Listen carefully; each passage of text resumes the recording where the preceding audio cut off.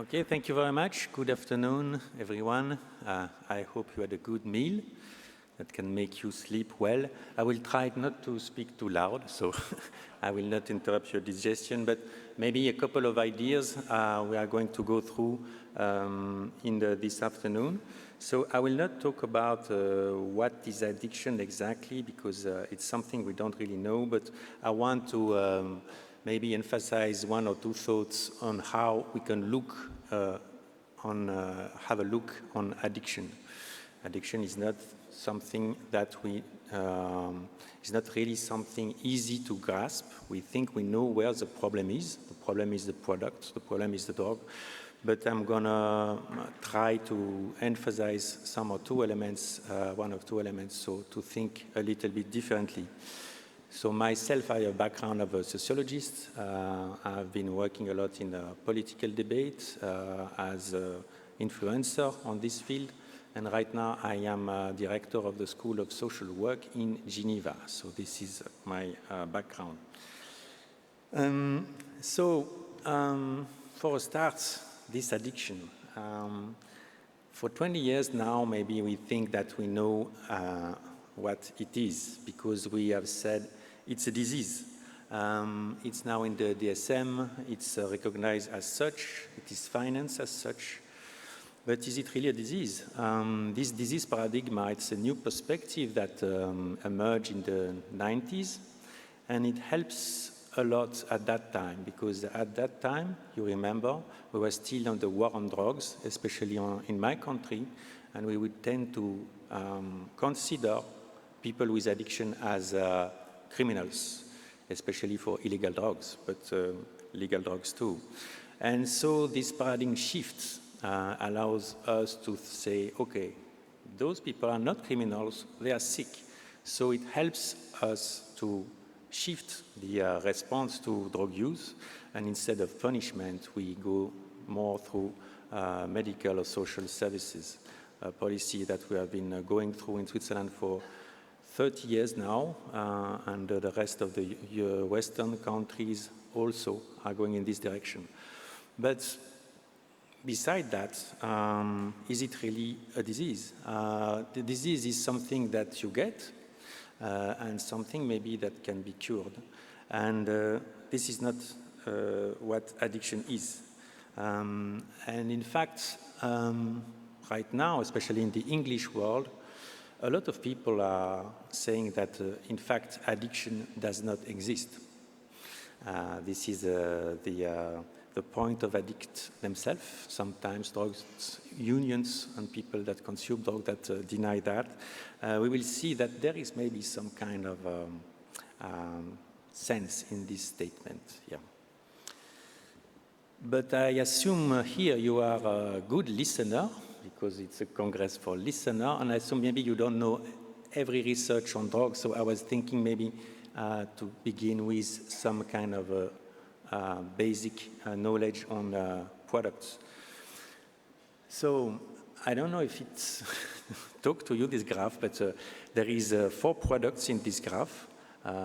If you go on the right, there is the timeline, and up, it's the probability to get hooked.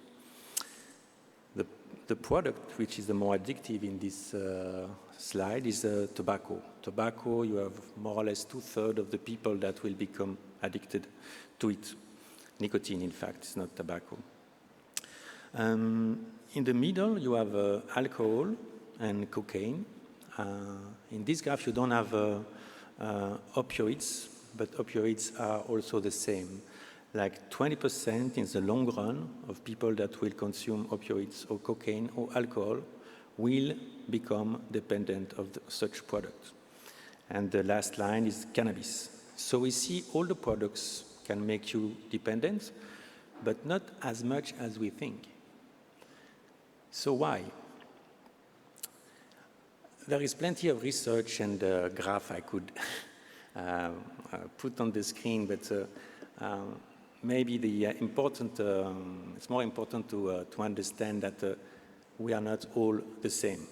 And we can cross some data, and then we can find some explanation of this difference. Why people, they get addicted and why other people don't.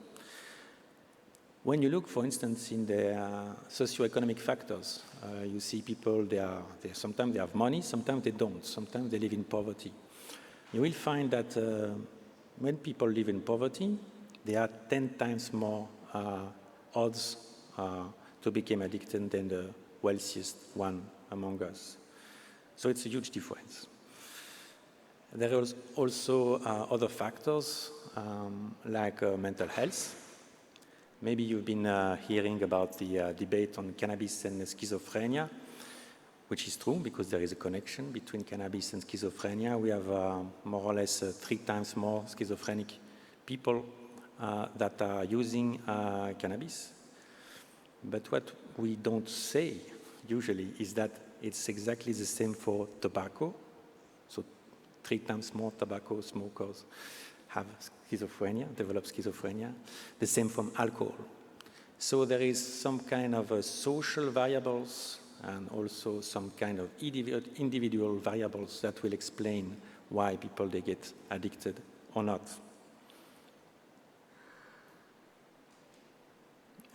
Oh, maybe. Yeah, so if you look at the global population, so people that will consume products, for instance, alcohol, that we are nearly 90% to enjoy, you have a lot of people that can do that easily, some that have risky behavior, this is the yellow, and some that will become dependent, this is the red. Also some thing about the products itself. So the products, they are different, and here you have some ranking of all the products. So if you want to go for the harmless products, you choose the right, and on the left, the products that have the more damage on the people and society. So maybe with not much surprise, the first one is alcohol. Then you have some very well-known illegal drugs like heroin, but then you can have also, among such drugs, some medicine, like benzodiazepine. You have drugs, illegal or legal, mixed. And at the left side, you have some drugs that don't have really such much harm. And what is interesting in this graph, you can see all the harm that are caused by drugs, which are many. It is not only something about addiction. It's a lot of impact on your life and the life of others. So products also are not the same. And if we have time, we'll see also what we find in these products, because it will not be appealing to the same person. The last thing about drugs is that they have been here for many years, many decades, millennials, and the context has changed a lot, and society are very different. And addiction is something very new. In fact, it has been invented, we can say invented, by a Swedish doctor in the mid-19th century. So before the mid-19th century, we were not even talking about addiction. So this doctor was talking about alcohol. But we know alcohol for a long time. We know it for many years, but it was not seen as such. Or maybe the behavior were not the same. Here you have an old Persian sculpture that show the rituals with opioids. And in fact, you find opioids in the pharaoh graves and in a lot of places. So they didn't have the crisis we have now in the US. So we see this is not only the product itself. That's why we have this model. This is the important part to summarize a little bit how we should look at that. Biopsycho-social model, so the product itself with all these characteristics, it can be stronger, it can be different. The person, what the person is experiencing, what is his situation, socioeconomic, mental health, but also his history, trauma. And now we talk a lot about trauma, because trauma is very well linked with addiction and show this context. So there is not one side of this triangle that is more important than another. We have to grasp addiction in all these three dimensions.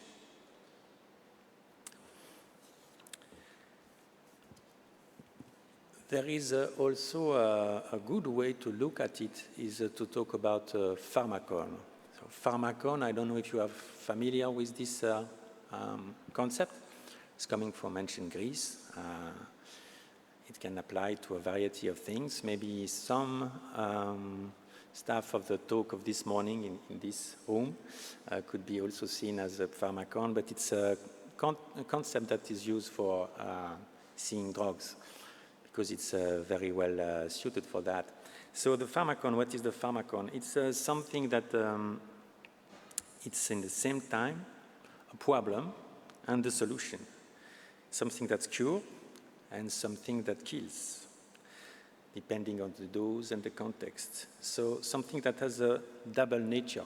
It has a double nature in it. Something that can cure you and something can affect you. Let's take alcohol. So if we talk about alcohol on a talk on addiction, alcohol is really bad. It's the product that causes the most harm, a lot of violence, a lot of death. But is it really why we are drinking alcohol? Maybe some of you will drink alcohol tonight. And what for? And alcohol is something, in fact, very good. It is something that creates some bounds. It is something that helps you to go to other people. It's something that can release some stress. And in fact, this is why we are drinking alcohol. We don't drink alcohol to do us harm. We drink it to cure us of something.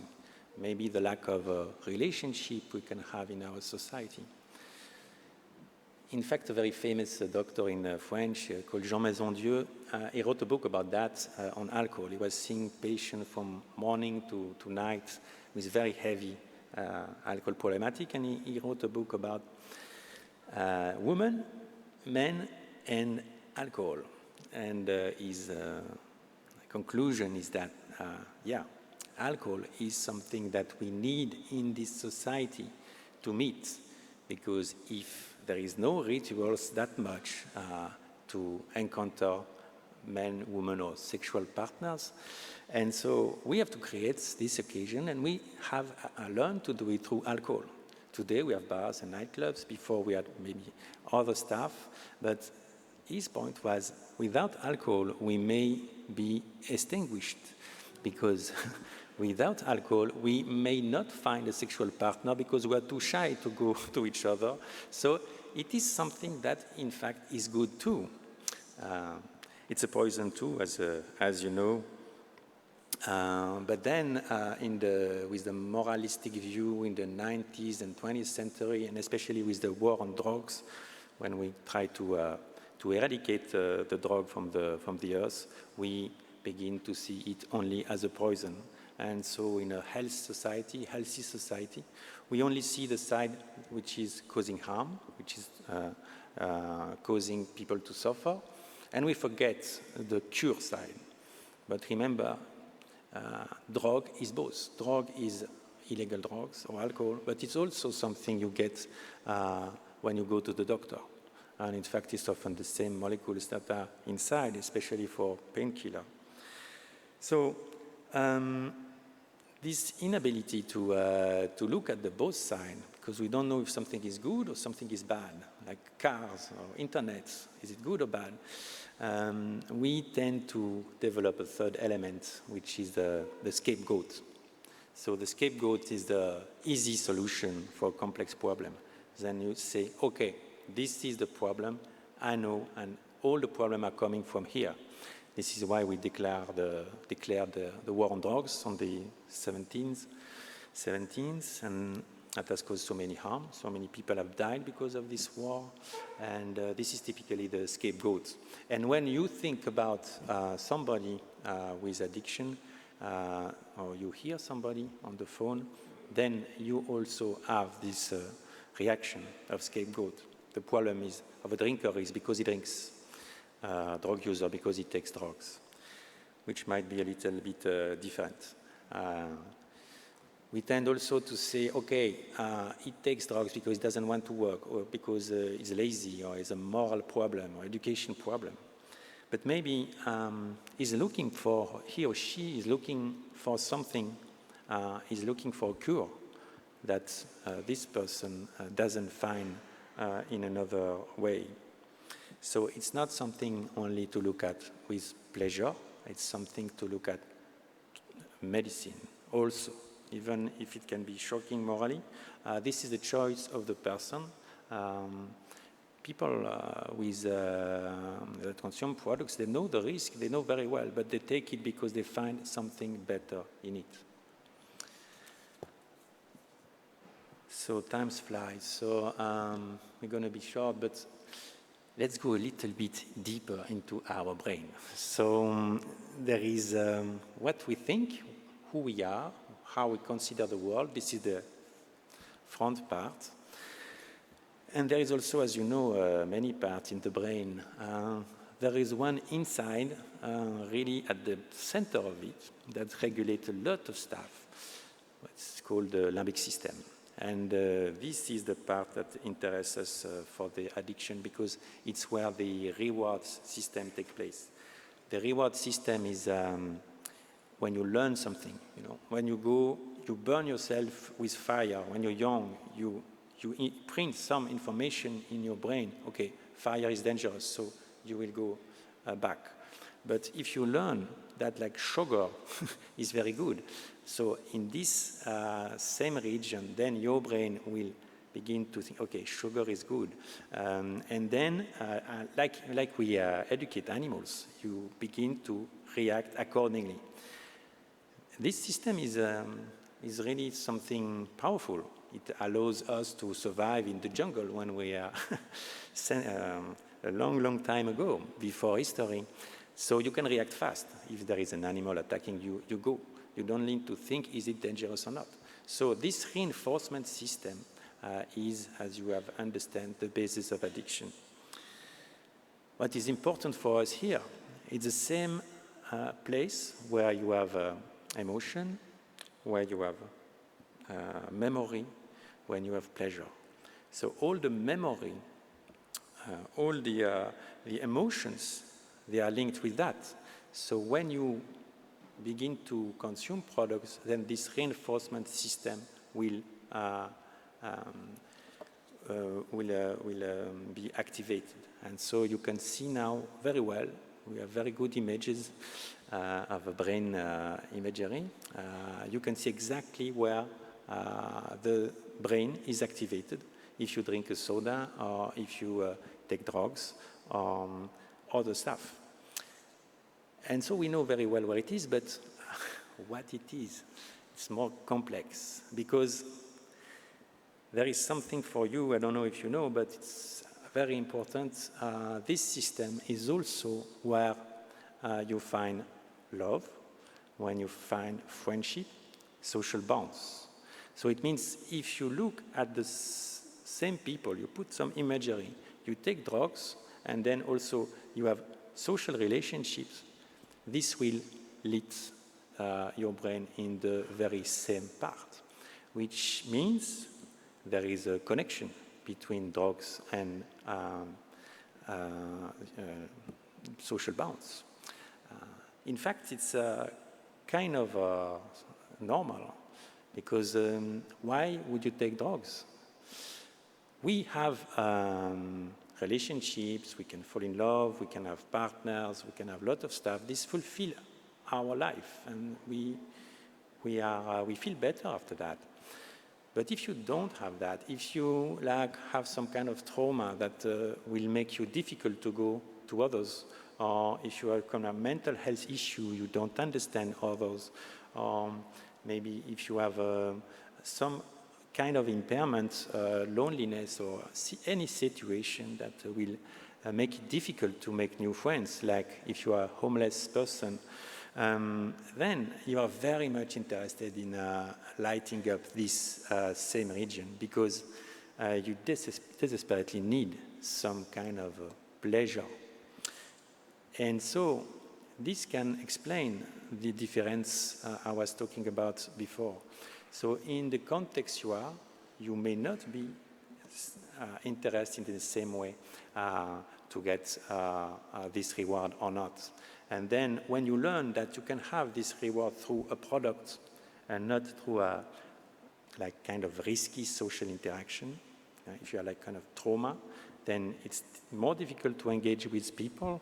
You have some fear, you have some kind of, you learn that it might be dangerous, that others it might be dangerous, so you fear a little bit that, and then you have a safe road to the same effect, and then you will choose this road because it's less risky. It's kind of a rational thing. Even if it's in the long term, it might be bad. You don't think about that because you need it. So, yeah, all this to say, like, the product is not the point. There is something behind that makes it this way. And in many cases, the product is more like kind of a solution that becomes a problem because the solution then activate your reinforcement system, and then you're going to have less risky interaction with others and more products. And if you continue like this, you lose your attachment with others, and then you are completely within your cycle with the product. And this is what we can see with addiction. So at that point, we can say addiction is not something to judge. I hope you agree with me. We can talk about it later. It's not something that needs to be rejected. It's not something that we can close in a simple context as a disease, but we need to take them as they are, as a situation in which people get their medicine themselves through dangerous products. And that you will always find a good answer to the question why people are addicted. Maybe you will not find it as an observer. Even the person itself cannot do that, but there is always some ground why this interaction takes place. Yeah, now one or two considerations also about the context. We develop in France this ecological approach of addiction is something that try to consider products and humans as a whole. And to remember also that through history, we have been always in contact with products, with addictive products. In fact, when we look far into history, in prehistory, you find people were already using products. So it's not something that begin at some point or that we are now invaded by illegal drugs. Drugs were there from the start. And so what we can see in each society, they all embedded one or several drugs within some kind of rituals, within some kind of practice, within some kind of collective way of consuming it, with also some protection. And so this is something very important. I have quite a few examples, but maybe I will leave it to the discussion because I've been told not to speak too much. So, but to remember, like, maybe I give you one example. We talked about opium before. The opium, which is the oldest form of heroin or fentanyl we have today. Opium was consumed for long before Christ, so it's something that is well known. But it has a very significant push in the 19th century. In the 19th century, we have what we call the British Empire at that time. The British Empire want to develop trade all over the world, want to dominate the world. And they have one problem, because one country resists, and they were not gaining control over its trade. It was China. China is a big country.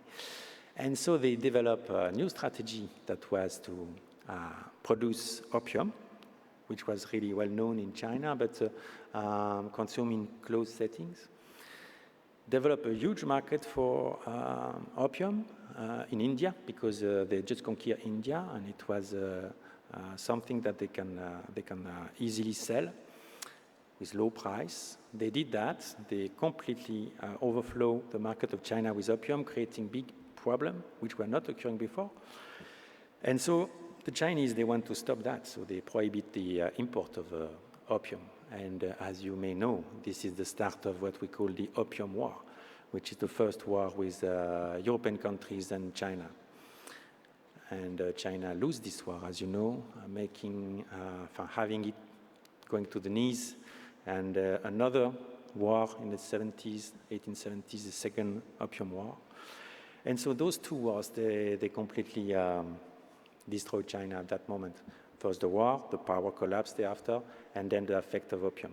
So it was very well developed in China at that time because of the interest of the market, the interest of making more money, more power. Then it came back to the US because to construct the railroads, they have to import a lot of workers, a lot of coming from China, and then heroin came back. Opium came back in the States, and this was the beginning of the prohibition in the 20th century when we first imposed a ban on trade on opium in 1912, 20th century. So it goes on, and then we had the wars, the two wars. Opium was really helpful during the war because with modern weapons it's so nasty, so you only thing you need is painkiller. Opium is the best painkiller. So we develop a specific medical system for that. This is where we get the Drug Control Convention. And after that, we had the 60s, 70s, the movement of the youth, and then we begin to see, okay, drugs, they are the problems. We have the war on drugs. We can talk about it later. But what's interesting too is during this time, so we don't really look at drugs because they were fearful, but still, it was pharmaceutical problem. And with pharmaceutics, there are also many people that want to make money out of it. And that developed the opioid crisis in the US. As you know, maybe you know it because now it's a very popular story. There is some documentary on Netflix and a lot of stuff. The OxyContin story. Like some entrepreneur that develop opioids that was labeled not addictive, and they sell it to millions of people with pain in a country, the USA, where the access to the health service is poor, and so they get millions of people hooked. And today there is more than 100,000 deaths a year in the US, making the life expectancy in the US go back. So this example shows us really how the social context, how history and how society itself works can have really a significant impact on drugs. One more thing to tell you before conclusion. It's this drive of making money out of products is something that is thriving. And this is something that has been called by David Courtwright limbic capitalism. It means that capitalism wants money, and so it wants market, wants a steady demand, and how we can influence the demand is by advertisement and is by also addictive products. So we turn more into that. You see it in the food industry with sugar, you see it in a lot of stuff, and especially addictive products. So we see that it works the same, like what Courtwright said, I think it's here, this guy, that the pattern that have been developed by the alcohol industry or the tobacco industry are now taken by other industries. So it's a new form of capitalism where we target our brain, our limbic system, to develop demand and develop growth. And maybe you already realize that I'm also talking about tech companies. Tech companies it is their business. So they have developed very big algorithm. Maybe you've heard about all this discussion on Facebook or social media, how those company works. Those company targets the limbic system, the reward system, and get you hooked. And so we spend hours within our day, in our day, to scroll on stupid things. So this is because those are designed for that. And this graph, I think it's interesting, unfortunately or fortunately for French speaker, the legend is in French. It's the capitalization of the 10 biggest companies in the world in 2005 and in 2022. So capital is the money we gather and we put it in one industry. So pension funds or your economy, so how the society, where the society invests its money. And so you can see in 2005, we have a big oil company, we have pharmaceutical, but now, 2022, we have almost only tech companies, and in such a big amount. And those companies are making a lot of their business with the limbic system. So that's why we can talk of limbic capitalism and maybe fear a little bit that. This is the figures about the overdose epidemic we have in the US. We don't have yet same in Europe, but the same thing. Profits can benefit of our limbic system, and we are exactly right there now. We can also say that society became addictive. In France, we call it société addictogène, because there is also some values in our societies that will make the drugs more appealing. Today we like speed, we like things that occur fast. We don't want to spend too much time to prepare. We want the thing just right now. We want also an experience that is intense. We don't like something, just like, it's not interesting. We like really something very intense, and we like to be very performative. We like performance. And so these values is exactly what the drugs can give you. It gives you exactly what you need very fast, speed. It gives you a very intense experience. And many drugs enhance your performance, even some don't, obviously. But there is many that will enhance your performance. So the thing is where we go from here. I'm going to close it with just a few remarks. So the first thing is, if you don't judge, if you just like witness what it is, if you accept people where they are, you will not take too much care about the product or the behavior. You will just try to see where you can reduce harm. As we see, there is many harms to be reduced. For illegal drugs, for instance, one of the biggest harm is the criminal records. You put people in jail, you put criminal records, so they cannot find a job, they cannot find an apartment. So you do more harm. So to reduce harm, it's just to decriminalize use of drugs. For instance, it's easy. We refer it like to the seat belts. The car is very dangerous, it's something that kills. But if you put the seat belts, then you reduce the harm.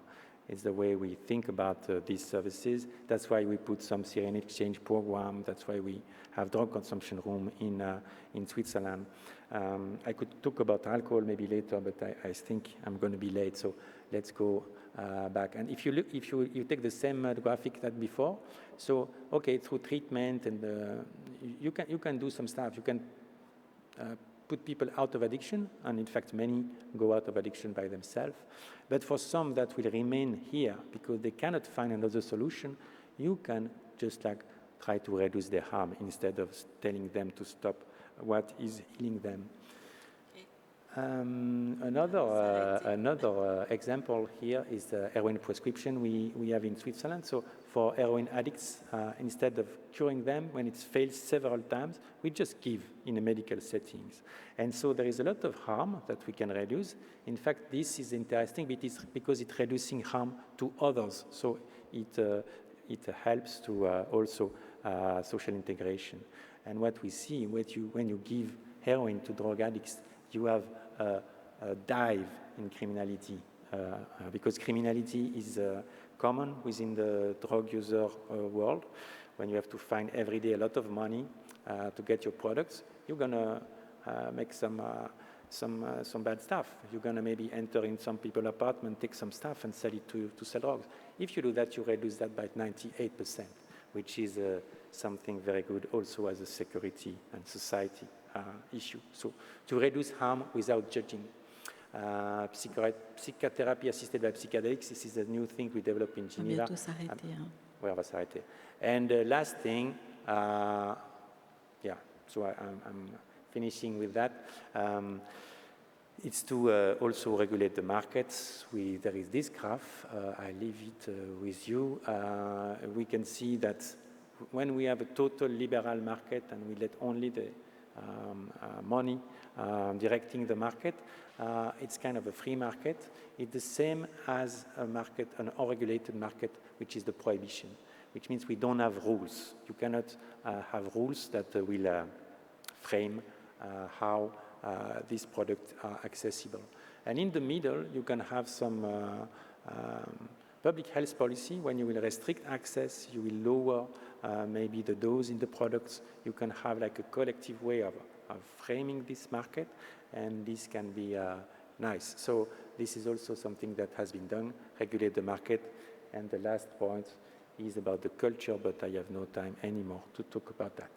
So thank you very much. Thank you, thank you.